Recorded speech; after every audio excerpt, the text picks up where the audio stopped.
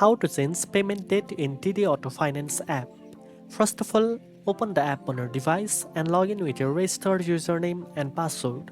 Once you are logged in, you can view and manage your loan details, schedule payments, and account information.